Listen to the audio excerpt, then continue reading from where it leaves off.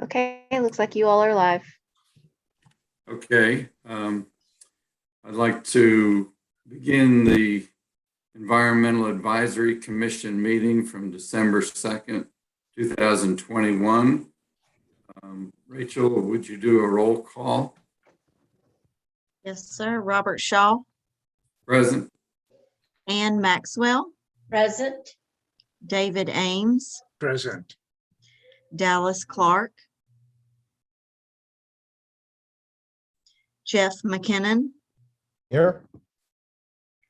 And Thomas Trevathan. Back to you, Dr. Shaw. Okay. Daryl, we'll do a Pledge of Allegiance. Okay. I'm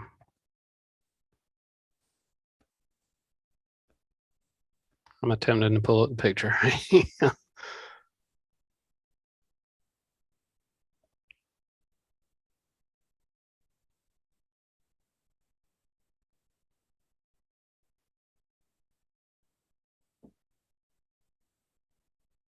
Can we do it without a flag?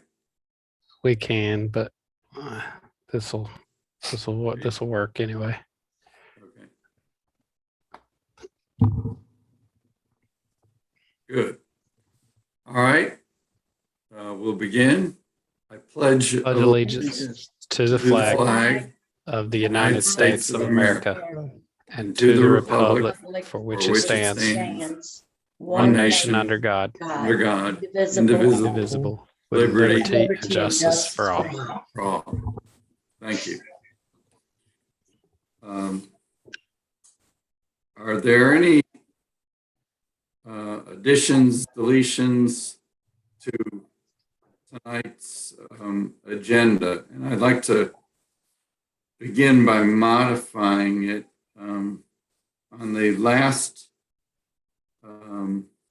meeting, Jeff discussed development of an environmental web page, and I'd like to put that onto the agenda to continue that discussion. And also briefly, Chad or David can mention the Green Growth Toolbox initiative, just as an educational matter. Bob, I'd like to see if we can do a follow-up on the Horizon Plan and Mr. Marhofer's comments last time, that some issues were raised that I think would merit discussion. Right, yeah, I agree. And I think it was Ann had really highlighted getting slides from the community development part. So can we, Daryl, throw those things into our agenda tonight? We can. I do have a report from Shantae about the Horizons Plans update. It's not a slideshow. It's a document. And I will caution you. I'm also doing my stormwater presentation tonight. So right. Okay. Well, we'll make those items relatively brief. So with those additions, do I have a motion to approve the agenda for tonight? Moved. And I'll second.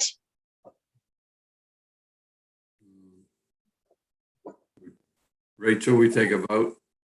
Okay. Robert Shaw. Approve. Ann Maxwell. Approve. David Ames. Approved. Jeff McKinnon. Approved. Motion passed. Back to you, Dr. Shaw. Okay. The next item is approval of the November 4th, 2021 minutes. Do I have a motion? I have several corrections. One, I was present and I'm not listed under the members. And Jeff McKinnon is listed twice. Oh, Then under number 3, additions, deletions of agenda, I'm not Dr. Maxwell. Just if you want to put anything in front of it, would be Ms. Maxwell. And then I was concerned that there was no mention in the minutes. We discussed having Michael Cowan, the assistant city manager, be present at this meeting tonight. And there's no mention of that in the minutes. Yeah, that it should be in, and we're going to address Michael Cowan. Will hopefully be with us in January, but can we make those adjustments to the minutes? Yes, sir. I made all notes and I will make the adjustments and get them updated. so I would move to approve with those corrections. We have a second. I'll second it.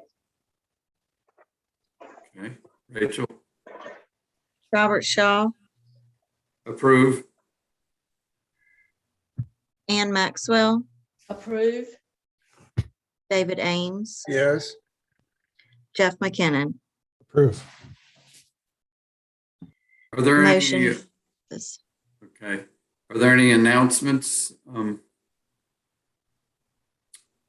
If not, the next, One announcement, Sylvia Bjorkman contacted me, and I know she contacted Dr. Ames about planning for an Earth Day celebration of some sort. I know no details, but I just wondered if any of you were interested in being a part of that.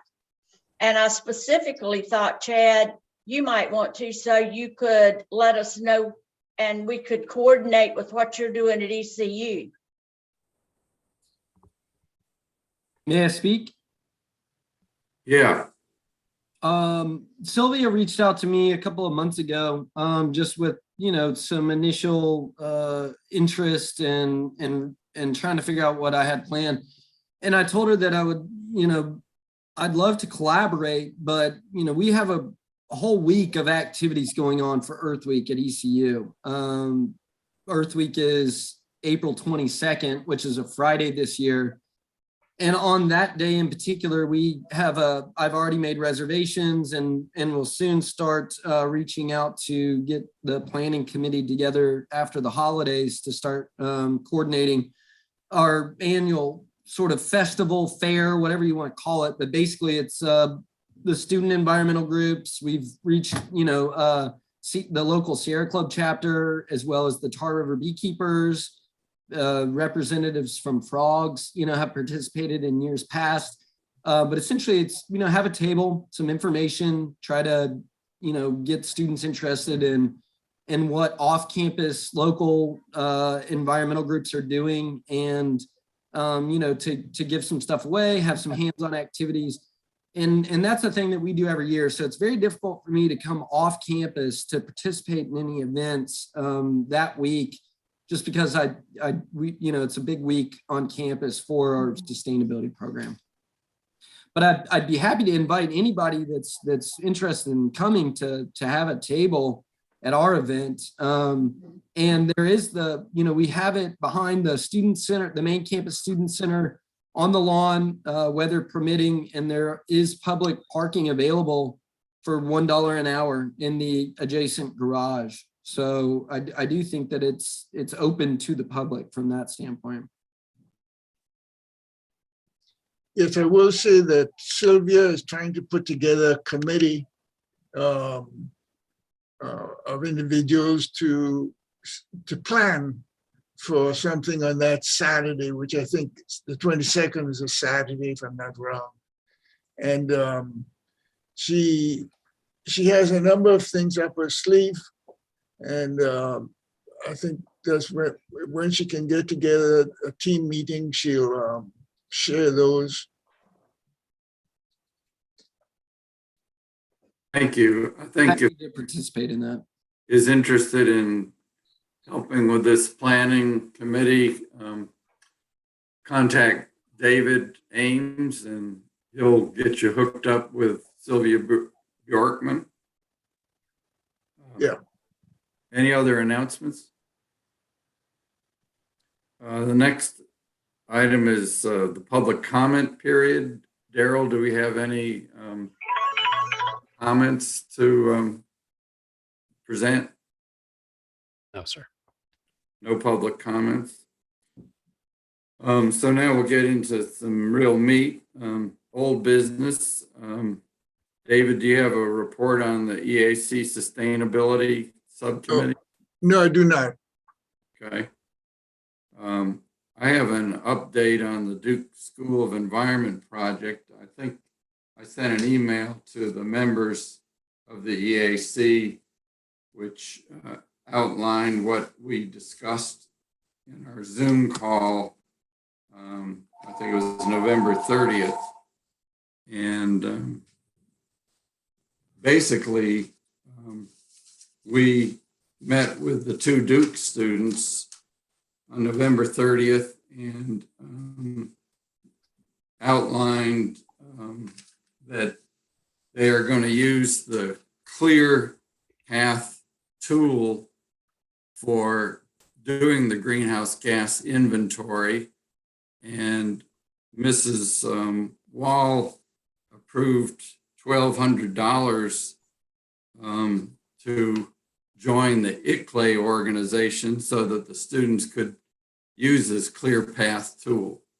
And this tool, I'm told, is reproducible and it will enable us to do measurements in 1, 2, or 3 years from now using the same methodology so we can make comparisons regarding the greenhouse gas inventory.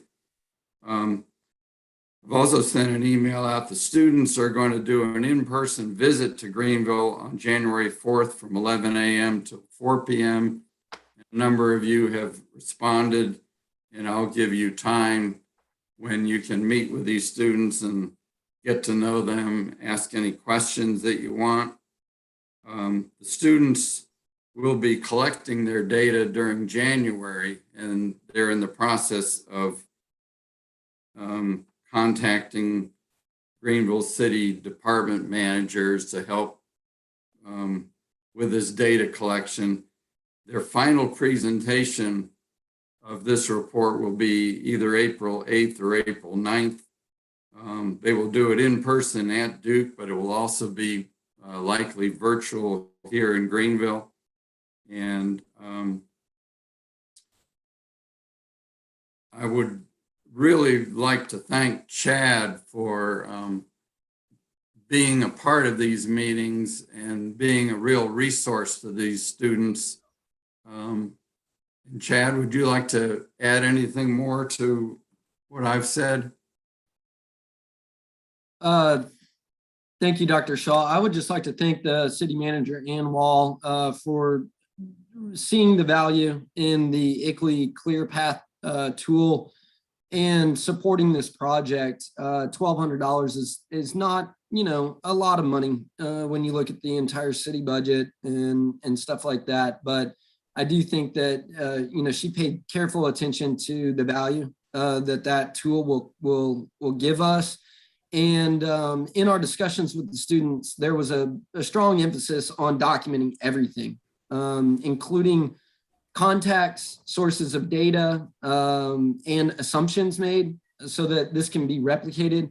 This is the first time that the city of Greenville has gone through this process, so there's going to be some hiccups along the way. There's going to be some uncertainties, but as long as we're open and transparent in this process, as I know that the Duke University graduate students will be, then I think that we can replicate this. And it doesn't necessarily have to be on an annual basis.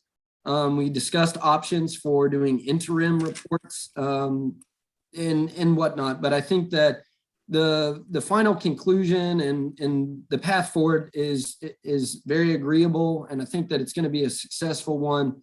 The students are going to do a baseline year of 2019, because that was the last typical year, or that the last year of typical operations for the city. And then they will do a current year comparative analysis. Moving forward, like I said, we don't necessarily have to use that ICLEI tool, but by retaining that membership on an annual basis, we have access to that data and we can build on this inventory.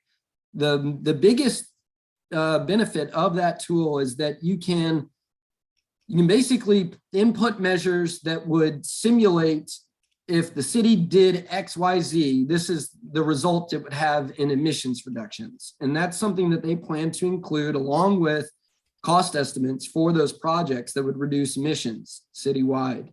I've made myself available to them on a weekly basis. We have not set up those meetings yet. Right now, we just have bi-weekly check-ins with myself, Dr. Shaw, the students, and Daryl, as well as the city manager, Ann Wall.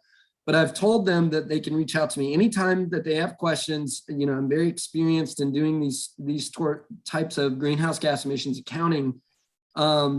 So I'm hopeful for this project. I think it's going to be a good one, and I think it's a step in the right direction for the city of Greenville moving forward.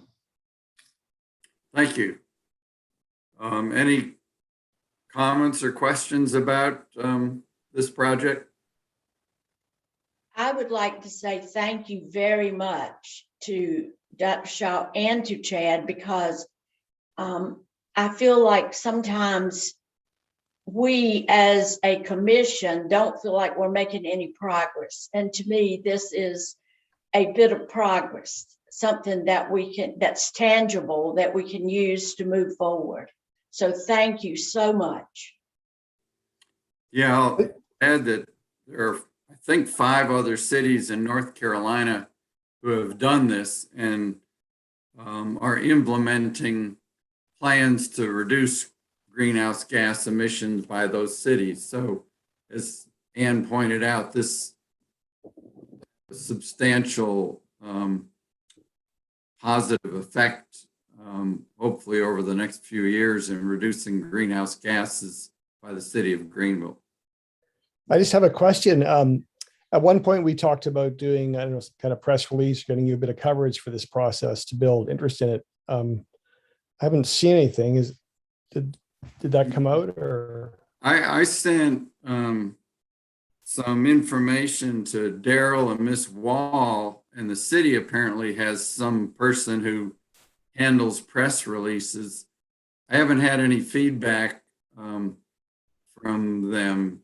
Daryl, you know anything more about that? I don't know. I would assume Miss Wall forwarded it to our PIO, and then he may have. I would just be assuming if he actually made contact or not. I don't know for certain. At this point, it would be, just stating that they're going to do a study, so that it may very well be possible that they're holding off to wait until there's something more to report than we're going to study it. I think by the Seems to standards of the reflector, that's significant news. And Yeah. I mean, it just is. We're not that big a place, right? And I think the more attention we can get to these matters and these processes, the better. So I think it'd be great if we could pursue that and see that happens. Yeah, I agree. I'll maybe send a follow-up email to Ms. Wall and see where that is. I think it deserves notification now and then later in April when the study's finished. Yeah, they covered it when you applied. So the fact that you got the support is, that's better than applying. We're fortunate enough to have the city clerk with us tonight, so maybe she could even help with this matter. Yeah, I also think we can just go ahead and do it. Like, I don't think it'd be any problem, Bob, with you just letting the. We just need to have it in the paper, period. Yeah. Because Mr. Meyerhofer didn't seem to be concerned about it. So if they don't get on it, I don't think there's any problem with you just contacting them and letting them know it's on your way. Yeah.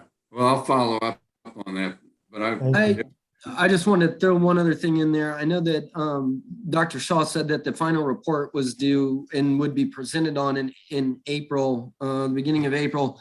The students have a deadline of mid-February, which they didn't really pinpoint, but I'm assuming the end of the second or third week of February for a draft. And so that's why it's even more important that they really hit the ground running after the holidays in terms of requesting data, because sometimes this stuff can take a little while to dig up, especially when we're talking about a baseline year of almost 3 years ago, and so on and so forth. So I'm, again, going to make myself available to help them.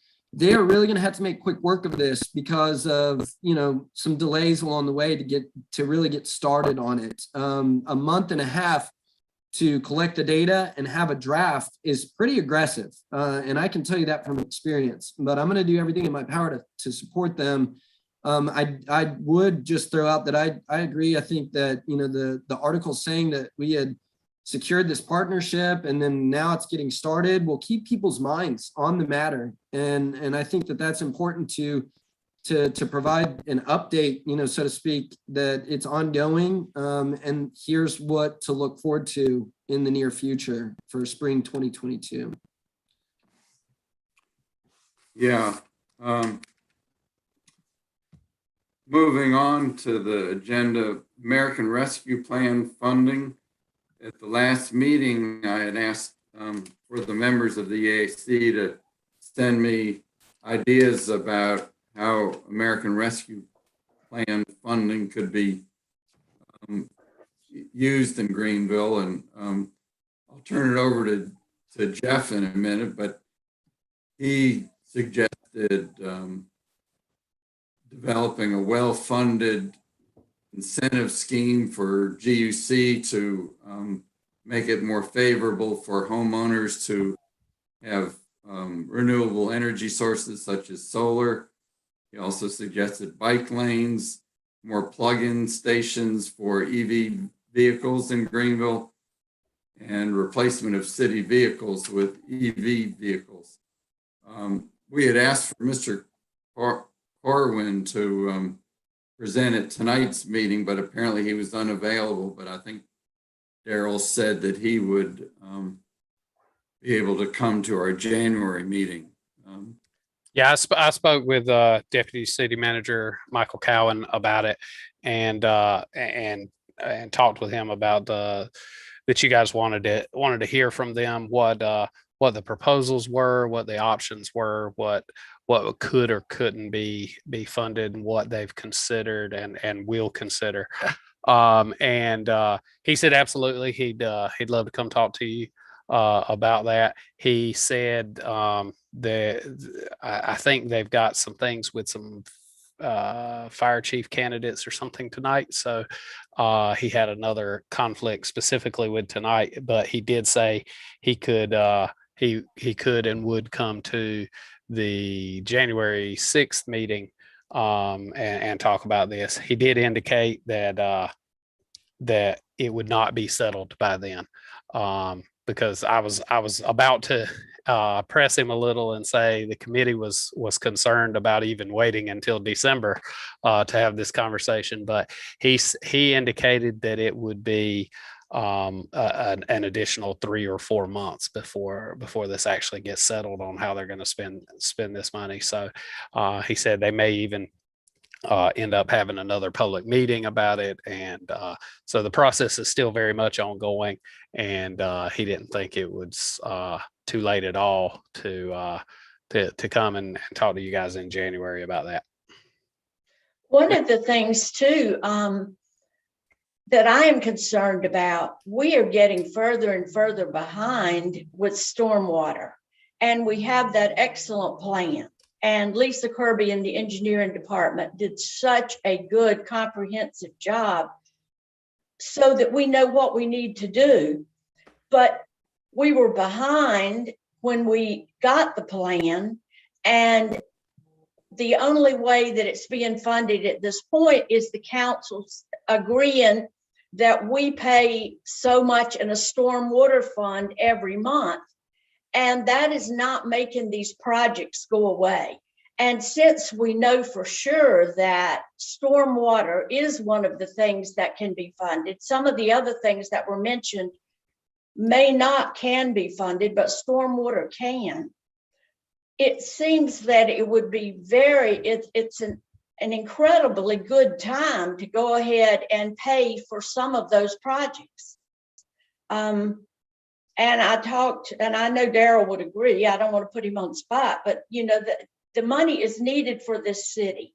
And at the time that they were doing they had the engineers here doing the study. I talked to a couple of the engineers when they had a public forum for us to go in and look at the information. And I specifically asked about the Greens Mill run and talked about what was going to happen. And the guy said, you would have to have a crater to hold the water in a large storm event, large rain event, because but there's been so much building on the Greens Mill run near its bank. Since that time, building has continued. So we need to be spending money on these projects that it's just a matter of time before we have another hurricane and we have serious flooding. It devastates people's lives. So later this evening, Daryl is going to do a stormwater project presentation, and maybe you can address those issues. Then in January, when we hear from Mr. Mm-hmm. Well, I'm speaking about it now because I'm thinking that all of us, as we can write letters or whatever we do to get information to the council members, we could include that. I found it very interesting this morning. I talked to a council member and he was not even aware, he said, that the money could be spent on stormwater. So I would like to address that a little bit. Yeah, we did talk along with the city manager's office about potential options for how the money can be spent, along with other departments, Parks and Rec and other departments that talked about how it could be spent. Specifically one of the things is for infrastructure, and stormwater is a big piece of that infrastructure that the city is responsible for maintaining. We have recently, through the Stormwater Advisory Committee, presented to council, and council has agreed upon a stormwater funding plan to increase the stormwater utility fee by a dollar each year over the next 4 years. And so that first increase just started in July. And this is gonna greatly increase our revenue from our stormwater utility fee that is specifically for one additional level of service for operation and maintenance, cleaning our system better, and repairing those pipes and networks, but also to accomplish those capital improvement projects identified in the watershed master plan. Along with that, the past couple of weeks, I've been up to my eyeballs in grant applications. The BRIC grant, which is Building Resilient Infrastructure and Communities. I can't quite remember the acronym, but anyway, it's a federal grant through FEMA. We just submitted 2 applications to that within Greens Mill Run from the watershed master plans. One for about $1.5 million project, one for about a $6 million project. We're also submitting a letter of interest next week to the hazard mitigation grant program for another project also within Greens Mill Run. These were highly ranked projects in the watershed master plan, and that's about an $8 million project. So altogether, we feel like we have a real strong set of applications there.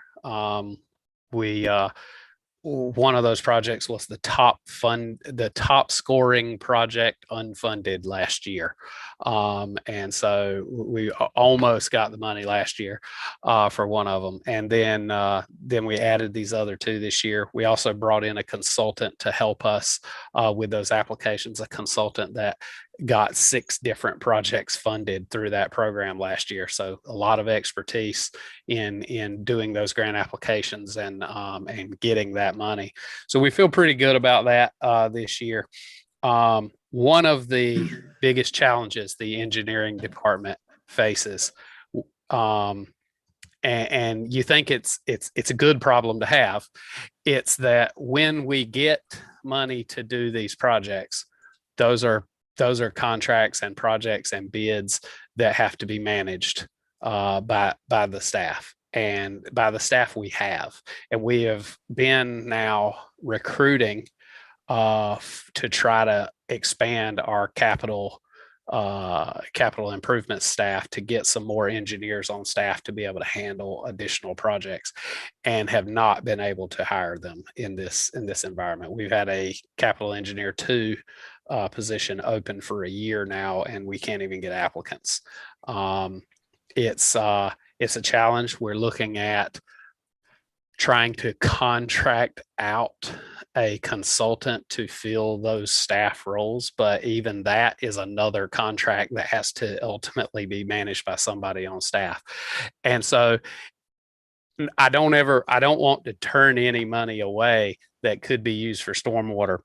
But at the same time, we can and have easily found ourselves in positions where we've got as much money as we can physically spend at one time. We also have found that if we don't stage out our projects over time, we can flood the market with too much work to do, and then we don't get competitive bids because there's so much that the contractors can do. And the other communities are suffering from that same challenge as well, trying to figure out how to get their job done. So all of that goes into considerations. And I don't envy the city manager's office for doing this, but all of that goes into considerations of where that funding can go. And so sometimes they look at, is there an alternate method of funding these things? And maybe this money could go towards something that doesn't already have a funding mechanism. And so I think that weighed a lot on the city manager's office and council in what projects they were really looking for. Is that mainly what you wanted to say about the watershed projects tonight, Daryl? Is that kind of your presentation? No. My presentation tonight is the annual report that we do every year about our stormwater program that we submit to the state. Okay. Bob, can I jump in now? Yes. Thinking about how to proceed here. So it seems like we have a few ideas that have been proposed. Not as many as you might have guessed. My summary is basically separated bicycle lanes and other transportation projects, plug-in stations be the main ones, potentially replacement of city vehicles with electric vehicles. And then the idea of working with the GUC to develop a scheme to partner with homeowners to incentivize and promote renewable energy, because the GUC currently doesn't incentivize. And then the third one that's come up is investing in existing planned stormwater projects. Is that essentially what we've discussed so far? Yeah, those are the proposals that I received, and they came from you primarily. Yeah. Well, I mean, there were some that the stormwater came up last week, and then you had the plug-in stations. Yeah. Anyway, so on the one hand, I kind of feel like this is a really good process for us to discuss these priorities, which are I think, fairly general priorities for how we invest in Greenville to improve our environment and strengthen sustainability. And I'm kind of keen on the one hand just to resolve it, but we have this visitor coming and it sounds like we have time. So how about we send him this list and ask him to comment on those when we meet, and that way he has some time to prepare for it. So that's what I would suggest we do at this point. Would you include our priorities from that list? What's one, what's two, and what's the last? So do we want to talk about that? What are, there's only three, and it sounds like the stormwater, if I'm kind of hearing Daryl correctly, it sounds like there may be funding mechanisms in the works for those and some kind of pipeline limitations on how much they can handle in any case. So it may be that that's not our highest priority for the ARP, that the other two are higher priority for the ARP if there's interest in them. One of the questions that I have, and Chad can respond, how much has been done with whatever the new transportation committee's name is? Have you all addressed the issue of complete streets, the bike lanes, etc.? Yeah, so I'll weigh in here. I did have a meeting with another member of my multimodal transportation commission, if you want to write that down. And that's the Okay.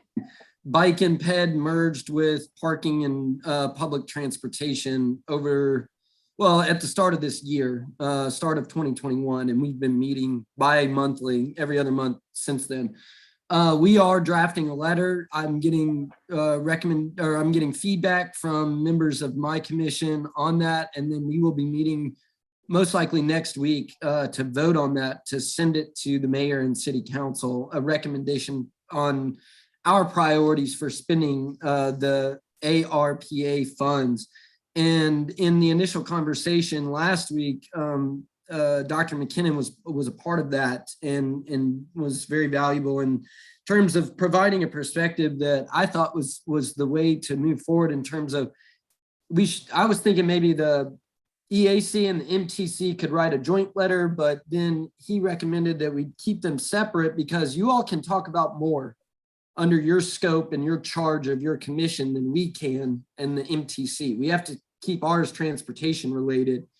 Whereas any overlap that we have will just be kind of double emphasizing the need for those things. For instance, complete streets, the bike lanes, the sidewalks, the multi-use paths, and things like that. We do have all of that included in our proposed draft letter that I'm getting feedback on now, in addition to some of the priorities that were mentioned on the city councils or the city's original ARPA funding proposal website. Things like trail connections between Town Common, River Park North, and Wildwood, the new park that opened up, transit bus stops and shelters, adopting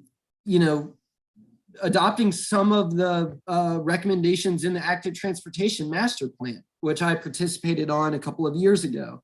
Safety being the priority, provided or installing protected bike lanes and sidewalks on some of our busiest roadways.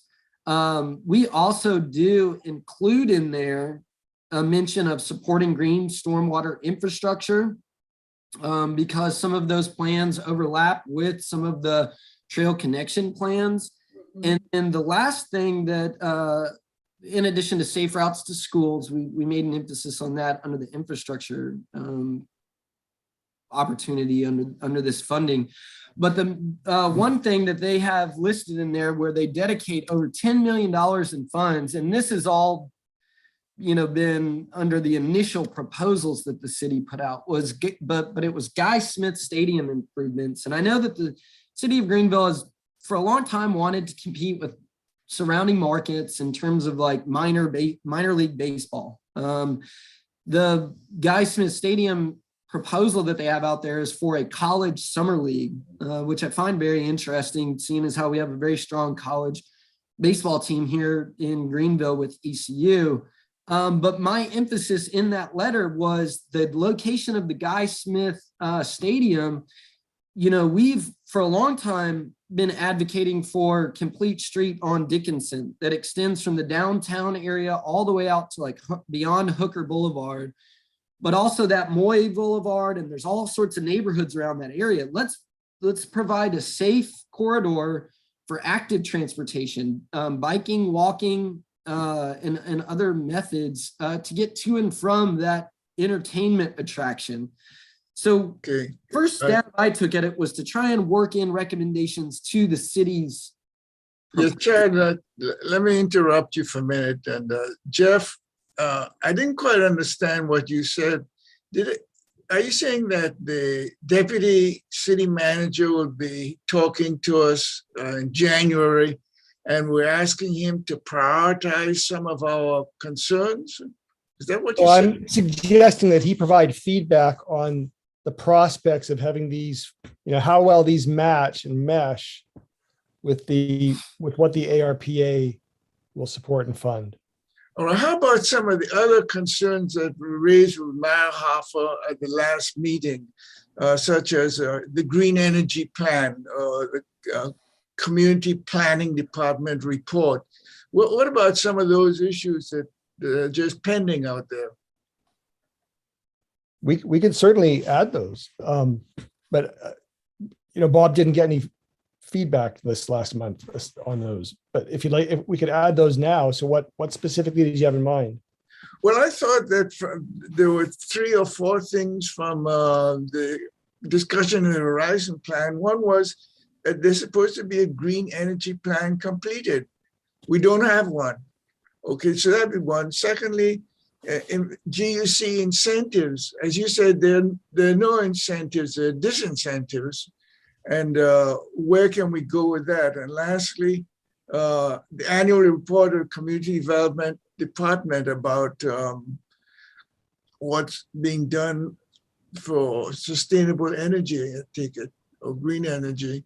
So those are 3 things that we discussed and have been talking about for the last few months. I think we just need to put them on the table for him to respond to. So But is it all of these things that Chad is talking about as it relates to complete streets really relates to a green energy plan? Because if we're going to reduce our carbon footprint, we have to have more public transportation, fewer automobiles on the roads, getting people walking. So I suppose we certainly do need to address the deputy city manager with the idea that one of the action items was a green energy plan.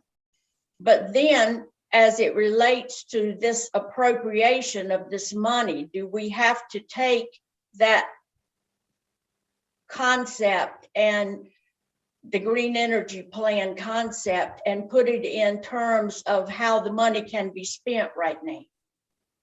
If I may, I feel like I'm speaking out of turn, but the thing is, right now we're talking about the American Rescue Plan Act funds, the ARPA, and there are very specific guidelines for how those funds can be spent. Right. The water and sewer infrastructure is listed on there. So the stormwater conversation is relevant. The other items: support public health response, address negative economic inputs, replace city general revenue loss, premium pay for essential city workers, and broadband infrastructure. Green infrastructure or green energy infrastructure doesn't really fall under that.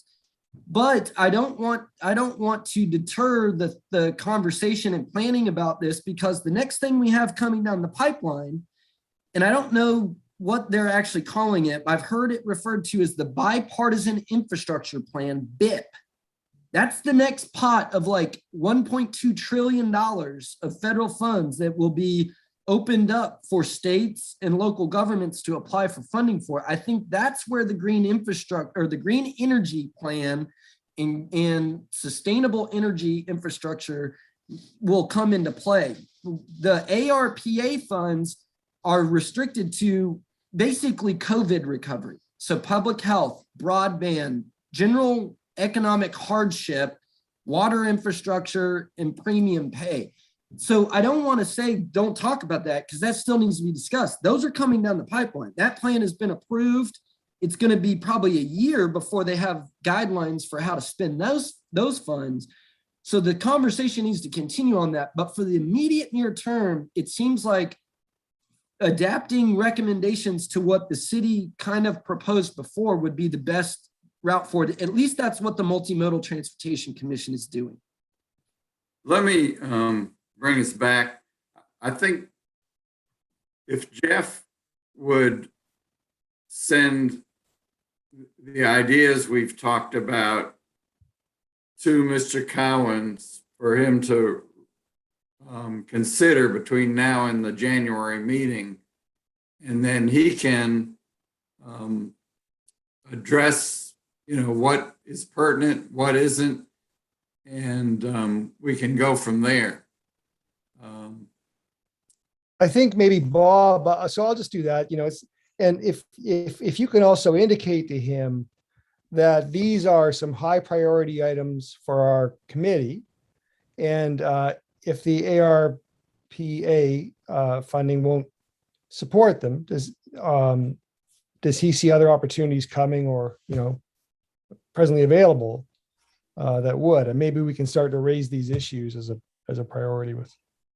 I think too, that if when you send it, Jeff, if you could reference the Horizons plan, because that is a plan that had so much citizen input and they are not looking at it at all. Now with these Duke students, we are at a place where we could begin to develop that green energy plan. So it seems like you could relate what the things that you've listed back to the Horizons plan, because Michael Cowan was hired after that plan was written. My guess is he may not have even thought to read it. And that was brought up to me. I guess it was, anyway, I can't remember now, but somebody with the city said that one of the things that happens is that when you have a lot of turnover with city staff, that the people who were involved in the writing of it know what's in it. And many new people don't take the time to really even find out what's in it. Yeah. All right. So if you or I can develop these items, including what Ann just mentioned, a green energy plan, maybe Well, one thing I'm pretty sure they're not doing is funding. doing this. Yeah, they're not funding planning. So I think we really need to propose projects. All right. Well, we'll. So if there are other items out of the green energy plan, I would say send those to Dr. Shaw like in the next 48 hours. And let's get this done and forwarded.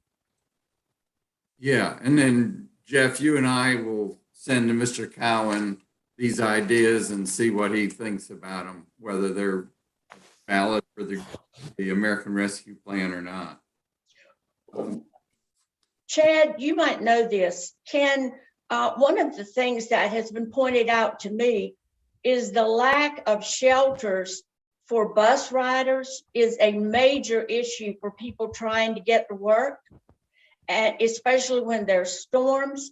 And since this is supposed to this money Would is you supposed send to- that idea to me, and Jeff and I can send it on to Mr. Cowan? Okay. Because And we need to hear from explicitly- Mr. Cowan as to what will be considered. We explicitly state that in our recommendation letter on Things- behalf of the Multimodal Transportation Commission is the need for bus shelters, because I see it every day. And I've got to hop off here, and I can share this again with the commission. I shared it with a few members, and Robert and Jeff, the Green Growth Toolbox. Basically, it's something offered by the North Carolina Wildlife Resources Commission, and it's all about smart green growth planning for cities and communities. And it's a free resource. I attended the first session, and there's, I think, 4 more, one in December, and then one each month, January, February, and March in the spring. So I'd be happy to share that with the commission at large. But again, it was just a free resource that I shared. I don't I don't have a lot of information other than that, but I think that we can all add some tools to our toolbox. How about that? Yeah, thank you for sending that to me, and I've looked at a lot of that, and it's worthwhile. And send it to the other members of the EAC, and it'll be something we can all put in our cerebral cortex. And they're open to presenting. And the thing that I was pushing is to try and get an audience, right? Like city council and the planning department, and they could come and do a presentation in person or virtually, the gist of this and how using this approach can make us eligible for grant funding for all these projects we're talking about in the future too. So I'd be happy to work with a subset of this commission to try and plan this group from the Wildlife Resources Commission to come and present on this, because I think that they're very data driven, right? And the numbers don't lie. They talk about how it can cost less and create tons of value by preserving ecosystem services. So I'll share it again, but I'm willing to work with the group on bringing them here. Rachel, can we put that on the agenda for January to discuss that further about doing a presentation to whomever would be appropriate? And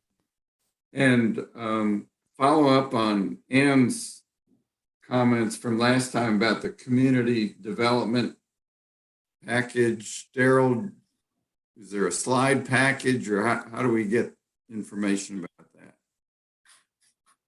Let me share this with you. This is what Shantae from planning shared with me. This is the update of the action items from the Horizons plan. And so they've given this update through notes to council a few times to council over the years. She said this is updated as of today, is what she sent me in the email. Can you forward that to us, Daryl? Yes, I absolutely will. Thank you. Forward that to us, and we'll address that in the January meeting. I like that idea. Okay. Thank you.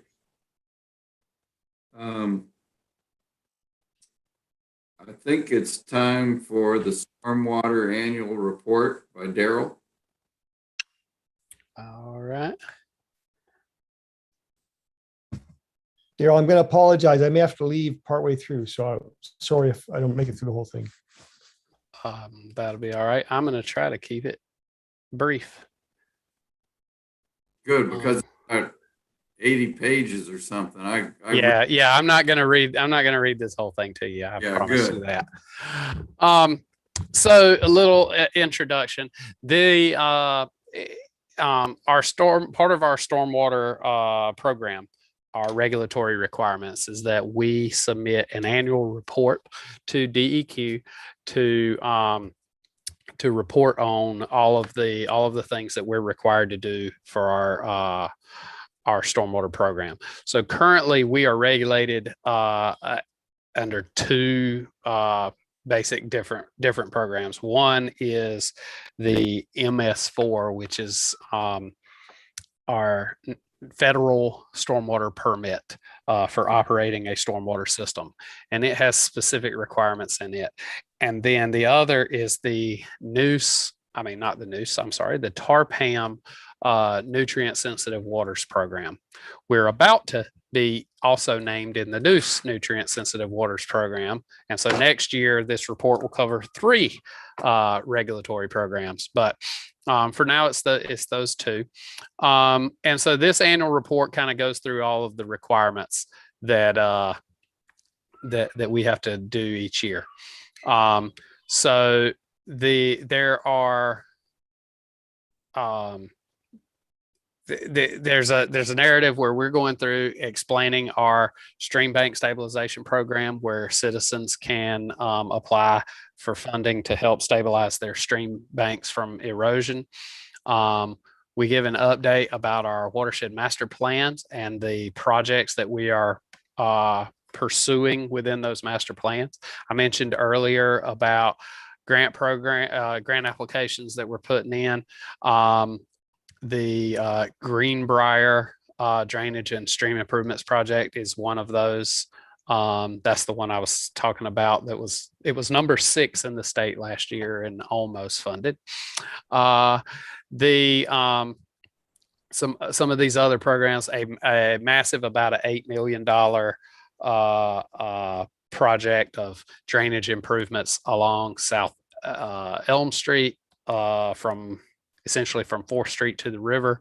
And included in that is retrofitting a constructed wetland down at next to the river on the city park property.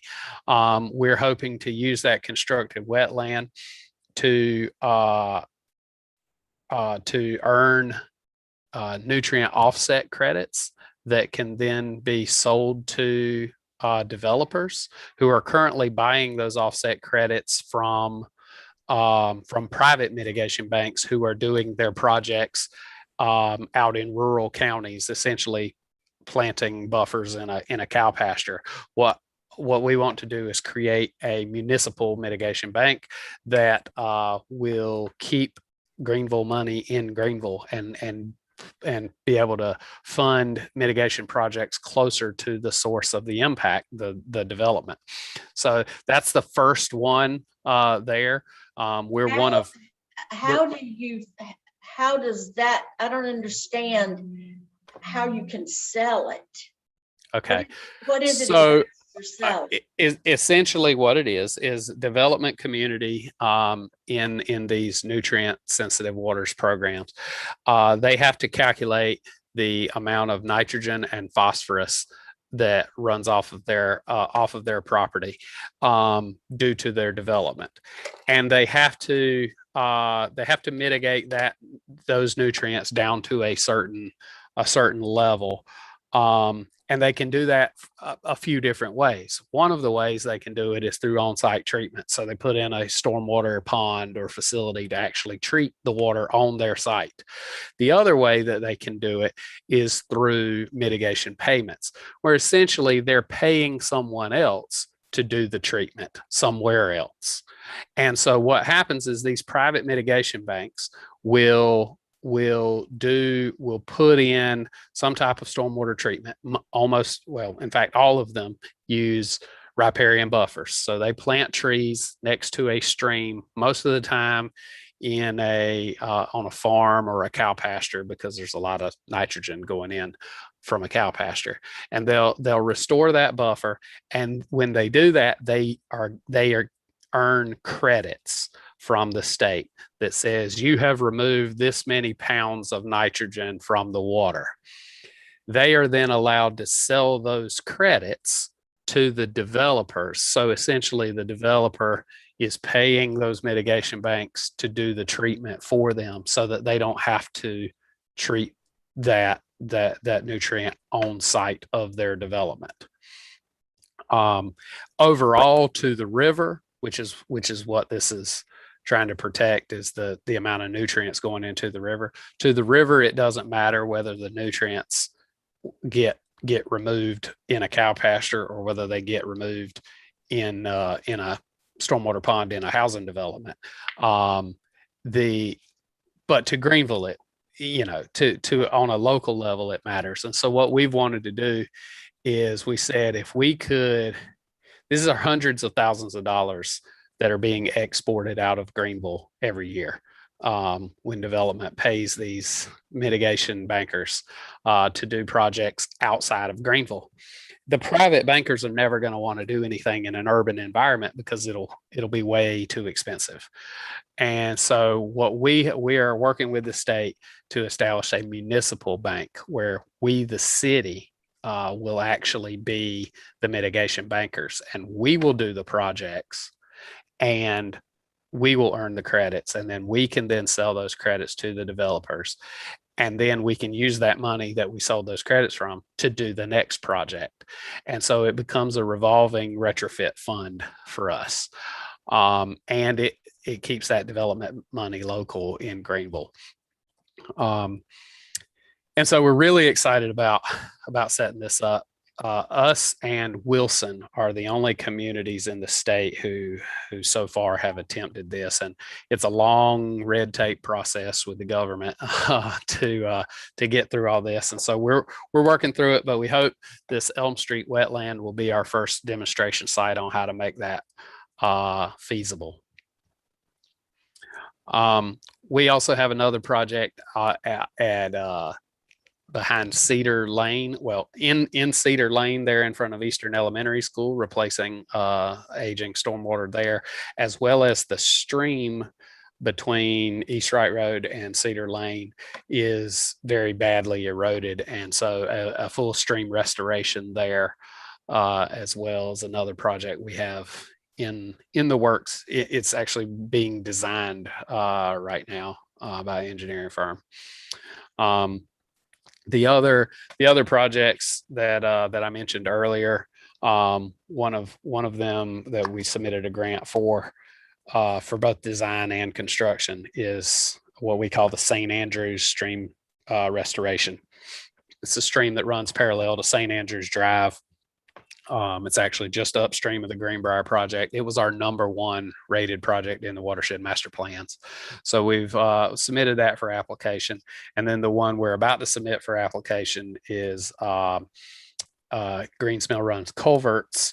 And this is at Elm Street, where Greensmill Run goes under Elm Street, as well as there's some money through the bridge replacement program that we're going to look at upgrading the culvert at Rock Springs Road. And with those projects comes some floodplain benching and some other things. So the idea is those improvements will help increase the level of service of those roads and reduce flooding in that area. We have a little section of the report where we talk about the Environmental Advisory Commission, and just to update that we still have a Environmental Advisory Commission and meet regularly to go through this. We talked about our Stormwater Advisory Committee and the utility rate study and how council had agreed to an increase in the stormwater fee. There's a section where we're talking about our Stormwater Regulatory Committee. And this is a committee that's almost wrapped up. We're about to actually have a public information meeting on this and then do some council workshops. The rules that we're subject to have recently changed, and we have to update our programs and our ordinances, our regulatory requirements. And so we've been about a year-long process with the Stormwater Regulatory Committee, going through every word of the ordinance and our program as to what needs to be changed. And that's almost to the conclusion, to where we'll be presenting to council soon. In fact, I believe in December we'll be doing presentation on that. Will that be at their workshop session? Yes, ma'am. Okay. If you could send us a notice, then we could all watch it. Sure. And then the little bit about our audit that was performed in December of 2019. And the city of Greenville remains one of 3 communities in the state who actually got a notice of compliance from their audit. Way to go. Over 35 audits have been performed and only 3 passed. That's pretty good. We were one of them. So thank you. Darryl, what were they auditing exactly? Our program, for our federal permit, for our municipal separate storm sewer permit, which essentially is all of these components of our program. So they looked at our well, it says right here, these were some of the things they looked at: development review and how we're doing that, our inspections, how we do illicit discharge enforcement, public education and outreach, and how we maintain our facilities and operations. All of those we have conditions in our permit that we have to meet. And so they were auditing that and our record keeping. And a lot of communities have these permits, and haven't done anything. They have a permit and it's a book on a shelf, and they didn't really do anything. And Yeah. the EPA spoke with the state and said, hey, you have a lot of these that aren't following the rules. You need to crack the whip. And so the state started an audit process at the beginning in 2019. And we got drawn in the first year to get an audit, and managed to really impress. Actually, I've done several presentations since then for the state on how to rock your audit. So it's thanks for explaining. Congratulations. That's fantastic. Yeah, it's been a really good thing. Of course, no report ever will be complete again without a COVID-19 section. And so including that, talking about how that has affected things like canceling Pirate Fest and whatnot. Then there's pretty detailed numbers. There's appendices that go with this report, and I'm not going to get into them, but there's pretty detailed numbers about development and the development projects that are subject to the rules and how many new BMPs were approved. So you see over the last year, there's been 18 new stormwater BMPs approved for new development. And then we get into our operation maintenance. This is our inspection and enforcement of those stormwater ponds that exist. So we currently have in 2021 120 stormwater control measures that we perform inspections of. These are privately owned, and we have to make sure that they're being maintained properly. Now, a section about illicit discharges and our illicit discharge program and how we use public stuff, and you can call in the state hotline. A listing of violations and investigations that we've done for illicit discharges. You can see some pool discharges, lawn debris, an auto repair business, various different things that we've investigated for illicit discharges. Daryl, in the report, it mentions that a lot of these subdivisions have retention ponds that aren't being maintained. Do we have any kind of enforcement of that, or what happens? Yeah, so we do. When we do an annual inspection and determine that we have three determinations: either it's compliant, or it's compliant pending maintenance, or it's non-compliant.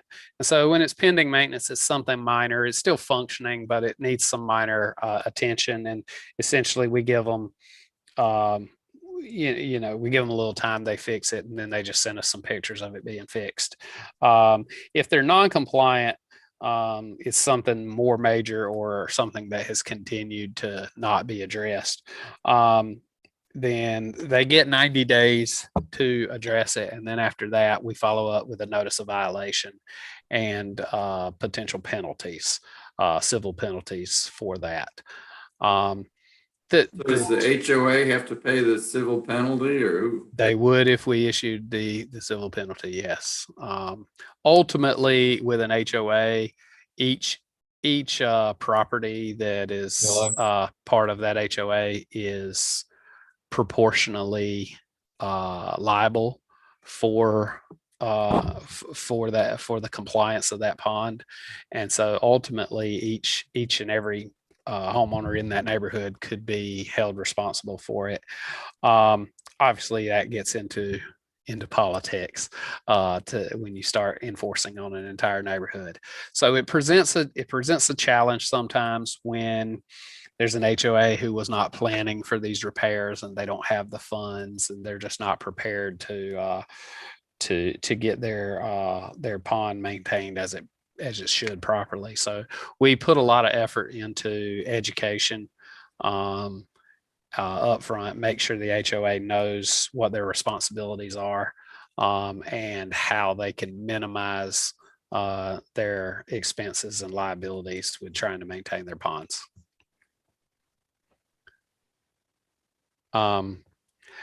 Then we had another part of our illicit discharge program is called the dry weather screening program. And basically this is where we go out and look at where the pipes dump into the creeks. And we look when it's been at least 3 days since the last rainfall. And the idea there is 3 days after the last rainfall, the only water that should be flowing in the pipes is no water. And so if you see water in that pipe, it may be an illicit discharge. There's obviously issue with that in towns like Greenville with extremely high water tables. All of our pipes flow all year round, or at least a lot of them do. So what we find in our screening, looking for illicit discharges, this is a proactive program going out looking for these discharges instead of waiting for a complaint. What we find is there's a lot of groundwater that even if there was an illicit discharge, it would be so diluted, it'd be undetectable at that point. Moving forward, we have negotiated with the state and we'll be part of the rule changes. We'll be doing a slightly different proactive approach where we'll be targeting sources, potential sources of illicit discharges. So instead of going and looking at the end of the pipe where it discharges into the creek, we'll figure out where do we expect these discharges are coming from, and let's go look there before it gets into the pipe. So if we're looking for oils and greases, we may look at restaurants that have grease traps to see if those are overflowing or being poured down the drop inlets behind the buildings, that type of thing, instead of looking at it at the end of the pipe and then trying to trace it back to where it came from. So, but for this year's report, we still had to do the dry weather screening. And so this was our area, which was Parker's Creek this year. Each year is a different area. And so we had to go through and screen those outfalls. This is another section about retrofit opportunities. And this basically is we have the advantage of the watershed master plan. So we have all the retrofit opportunities we could ever dream of already planned out in our watershed master plan. Part of the old rules anyway, was that we had to identify in our annual report at least 3 retrofits each year to propose to the state for funding. The state never funded any of them. And so they've actually eliminated the requirement to identify them now, because they're never going to fund them. We have to figure out a way to do it ourselves. So then there's a section about public education and the different activities that we do through public education. Different activities earn points, and then we total up. We well exceed the minimum number of points for our public education and outreach requirements there.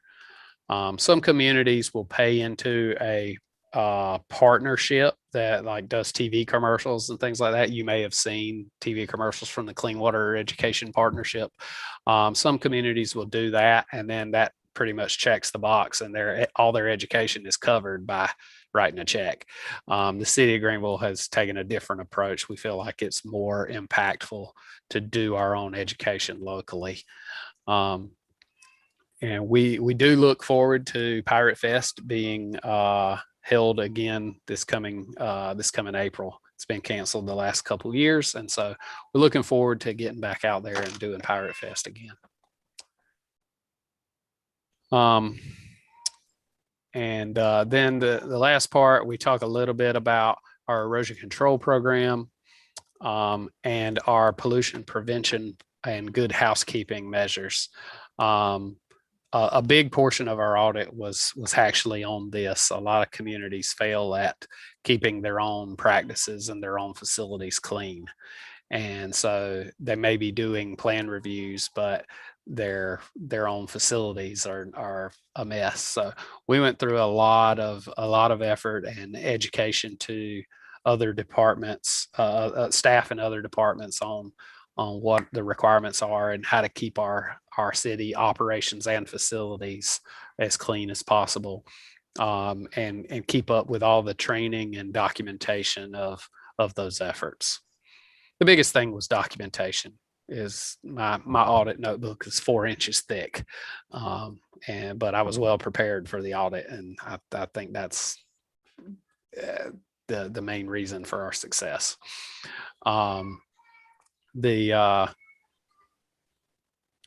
It talks about our team, that we get a staff team together annually to review our own internal inspections and what improvements can be made to our facility, and what we can do differently with our operations to better control pollution and keep our stormwater as clean as possible. We are currently in the process, after that audit, of updating for our new permit. Our current permit expires February 22nd. And so we're in the process of updating our stormwater management plan. The state has a new template, a new format it all has to be in. And so we're going back and forth with the state on their comments. And then that plan will be released along with the permit language for the new permit for a public comment period, a national federal public comment period. And then after that, we'll be issued our new permit. The permits are good for 5 years. And so we expect that to happen by February anyway.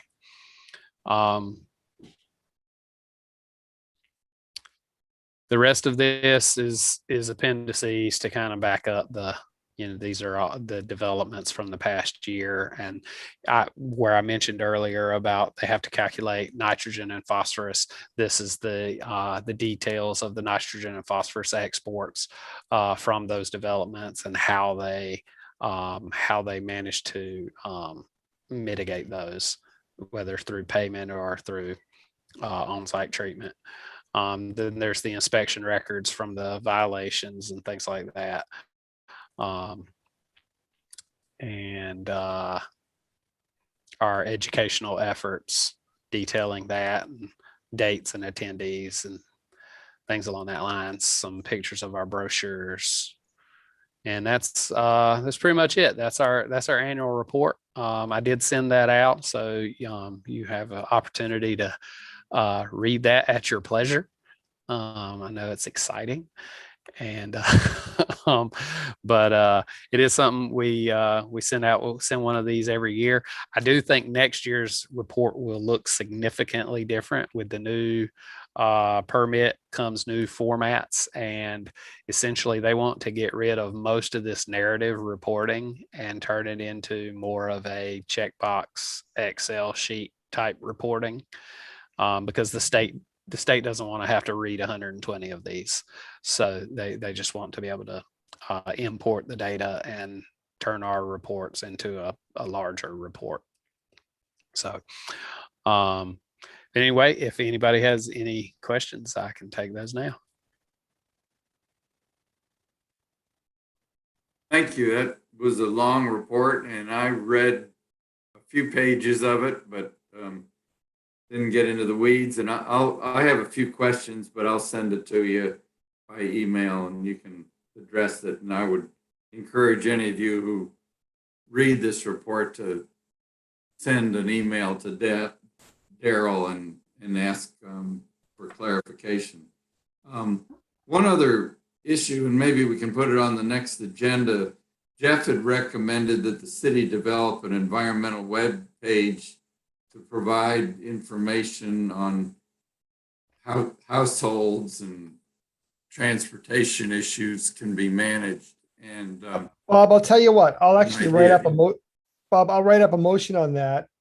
So maybe you could just stick that in the minutes for next time, or the agenda, and then we'll be ready for it, and that'll be efficient, and we can come back to that one because it's pretty late. Perfect. Yeah, and then we can send that motion to council. And Well, could I say something about that? I'm on the neighborhood advisory board, and we just had a discussion about the same thing, about wanting a web page. And you have to work through the communications office with the city, but we can do that. And we can even have a Facebook page And if you want to have if we want to send out information, for example, the telling about what the Duke students are doing, you can send that out through Nextdoor. Are all of you aware of Nextdoor? It's throughout the city, and the police department uses it to disseminate information a lot. And it would have to go, Daryl probably would be the contact person with the, I'm blocking on his name, with the city, who's in charge of all publicity. But anyway, Brock, our public information officer. Brock, yeah. All of this would have to go through Brock's office, but it's all doable. And it would just be a matter of this team, our commission, getting a couple of people together or one person, whatever, to decide what kinds of things we wanted to put out. And then it would be, Daryl would be the conduit to Brock, the way I understand it. Yes, Actually, somebody from that office is going to be talking to the neighborhood advisory board at our next meeting to help us understand exactly how to go about doing it. Oh, that's great. So maybe you can update us on what you learn that next time, and we can think about how to proceed. That sounds great. Right, yeah. So we'll put you on the agenda next time, Ann, to do that. Actually, our neighborhood advisory board meeting is the third week in January, and this meets the first week in January, so I won't be ready yet. Okay. Okay, But we could move it to the next meeting, because our next meeting is probably going to be pretty full anyway. Yeah, we may not get to, let's just leave it till February then, because we may not get to it in January. Okay. anyways. We have enough going on. okay. That sounds good. Is there any other business or comments anybody wants to make before we adjourn? If not, do I have a motion that we adjourn this meeting? So moved. Seconded. And happy holidays. Yes. And thank everyone for their time and effort on this commission. Rachel, will you take a vote on the motion to adjourn? Sure will. Robert Shaw, Agree to adjourn. Ann Maxwell, Yes. David Ames, Yes. Dallas Clark, Jeff McKinnon. I agree.